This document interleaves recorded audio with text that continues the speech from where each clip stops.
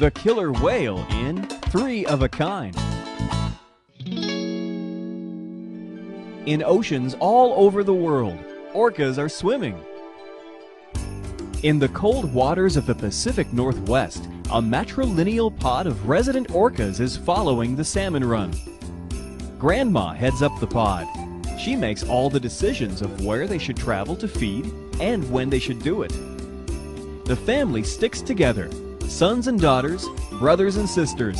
9 to 60 family members interact with one another their entire lives.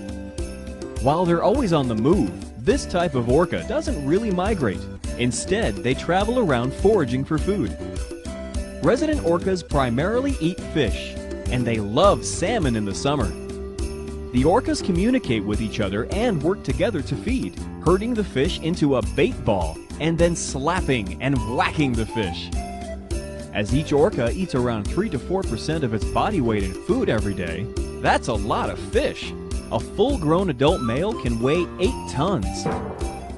Meanwhile, in another part of the ocean, a second type of orca is stealthily swimming along the coast. They're called transient orcas. Feeding on warm-blooded animals, these predators travel in pods of 2 to 5 family members. They're on the hunt. No clicks or calls are made as they swim. Other marine mammals can hear those. So the orca's strategy is to sneak up on their prey, surround them, and attack. Transient orcas are known to eat 22 different types of prey. Everything from seals, sea lions, dolphins, even other whale species, seabirds, and moose. Once they've attacked, the rest of the prey group is onto them and head for safety. So the transient orcas move on, always on the lookout for the next prey group they'll find as they swim along the coast. Hundreds of miles from land, way out in the ocean, is a third, discrete group of orcas. These orcas stay near the continental shelf and are called offshore orcas. They swim in pods of 30 to 60 members and have their own set of vocalizations.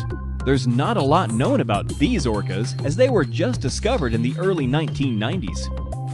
Offshore, transient, and resident orcas are distinct groups. They don't interact and they don't breed together. Along with other cetaceans, orcas have a lot of different behaviors. There's breaching, where they lift themselves out of the water and fall back in.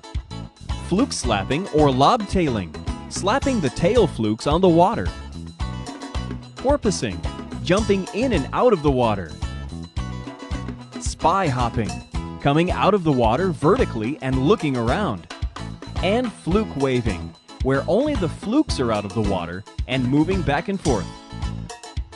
The orca is at the top of the marine food chain. The only things they have to worry about are humans.